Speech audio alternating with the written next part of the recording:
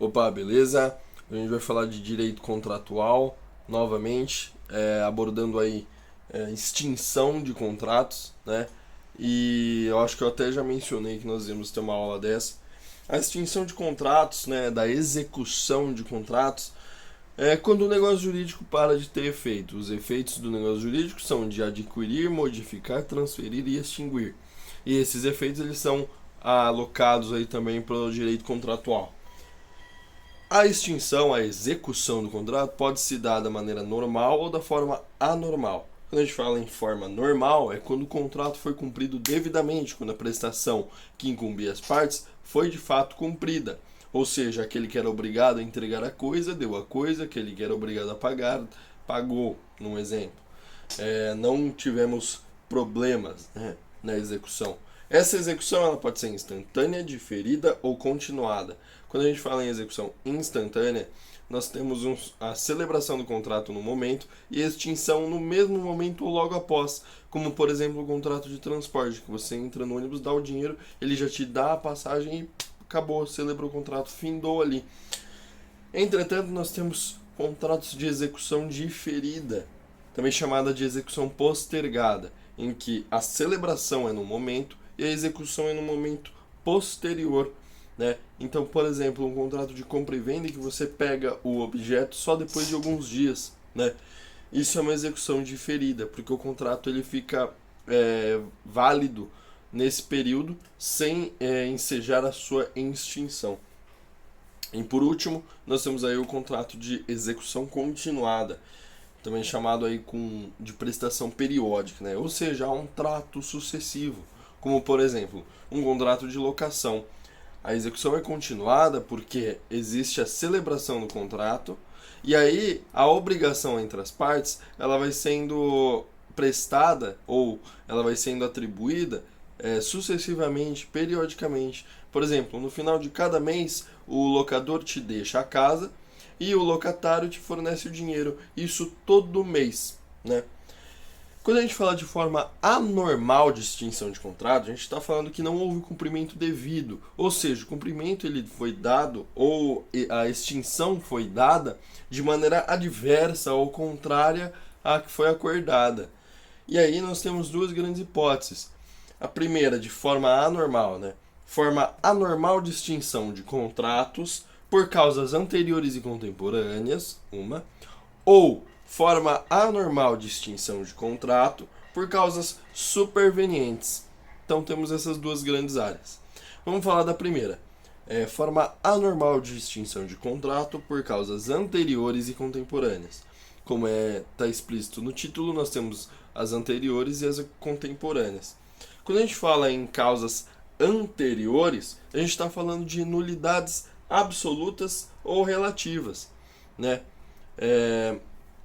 Isto é, vamos relembrar, né? A nulidade absoluta é quando a gente tem algum problema nos elementos essenciais do contrato. E aí, naquela outra aulinha que a gente teve de contrato, a gente viu que existem os pressupostos de existência e os requisitos de validade. Então, se um pressuposto de existência não é presente no contrato, ele inexiste, há um problema.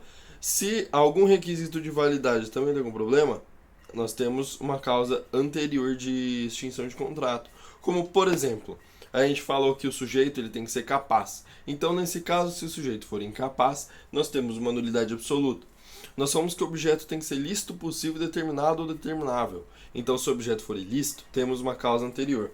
Nós falamos que a forma tem que ser prescrita ou não defesa em lei.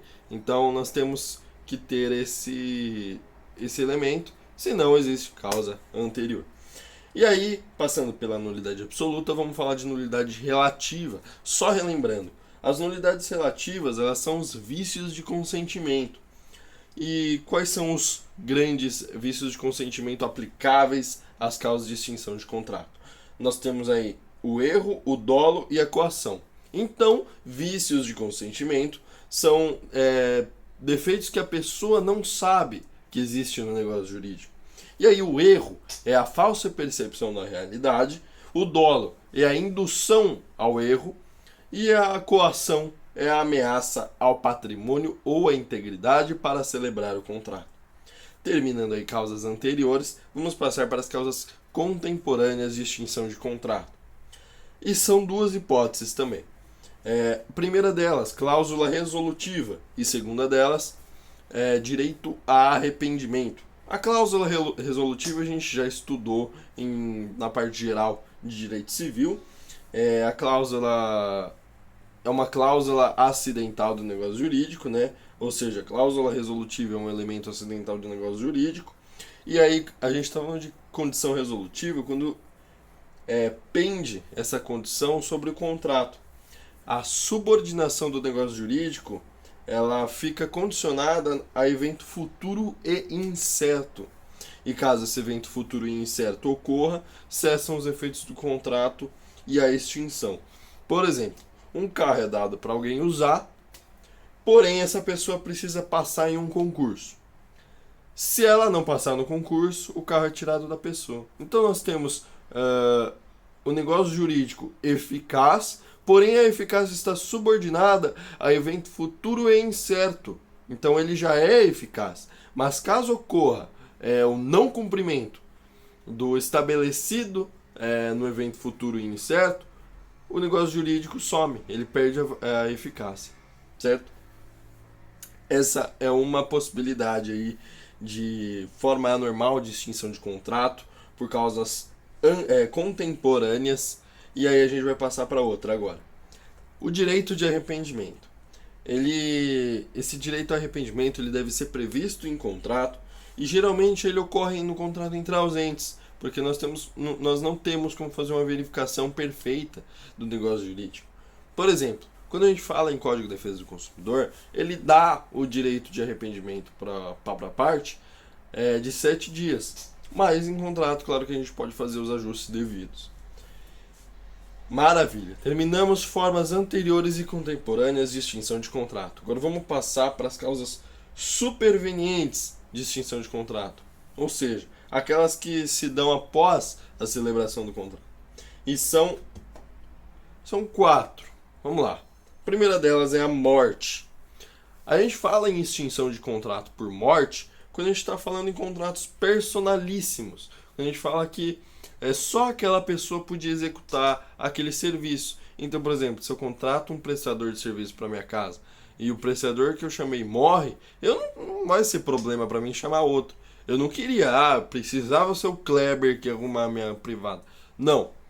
Mas, por um outro lado, se, por exemplo, eu contrato um cantor específico, contratei Ivete Sangalo para vir cantar no meu aniversário, ela morreu, para mim não tem mais interesse nenhum, porque só podia ser executado pela Ivete, né? Enfim, esse é o exemplo mais visível desse tipo de extinção.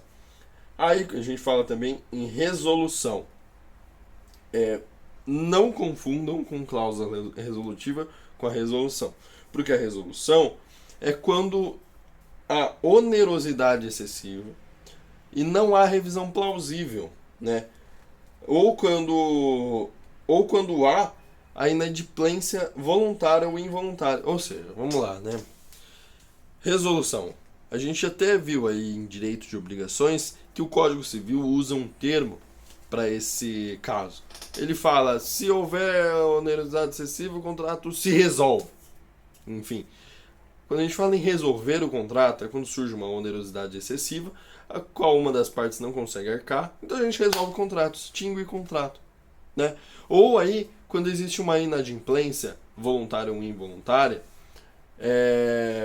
por conta de algum outro problema externo ao contrato. Então, de repente eu sou inadimplente, mas por um caso fortuito ou por uma força maior.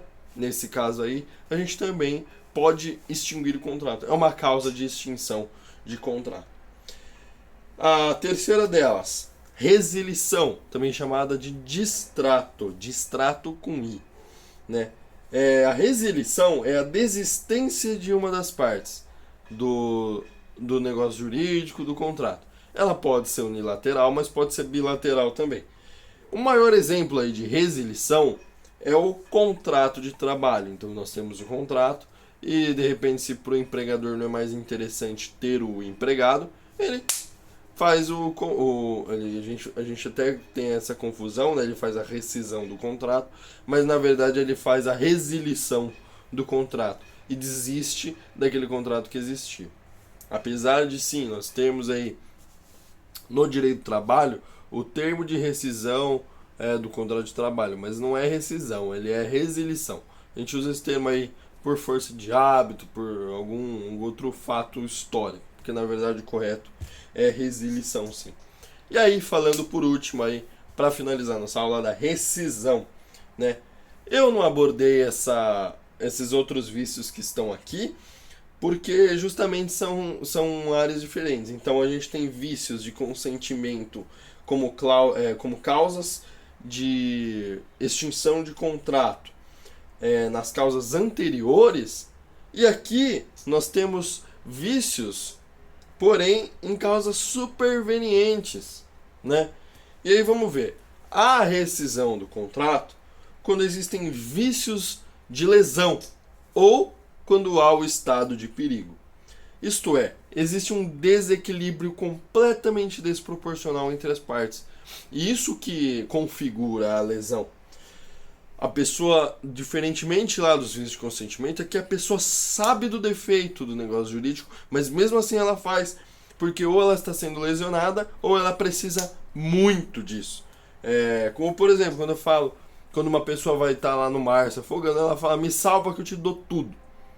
Isso é um vício aí por haver estado de perigo. Ela ofereceu tudo para se salvar, né? A vontade dela é diferente. Lá no outro caso, a vontade da pessoa não é diferente. Seria diferente se ela soubesse. Aqui, a vontade real da pessoa é outra, mas ela manifesta uma outra vontade para celebrar o contrato e resolver o problema que ela tem. Então, alguém se aproveita da necessidade da outra pessoa ou da ingenuidade de outra pessoa para fazer o contrato, né?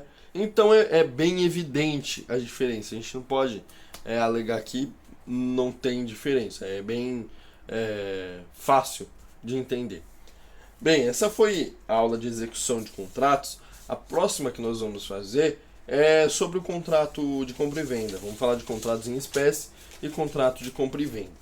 E aí temos uma aula de processo pendente também, para passar algumas outras coisinhas.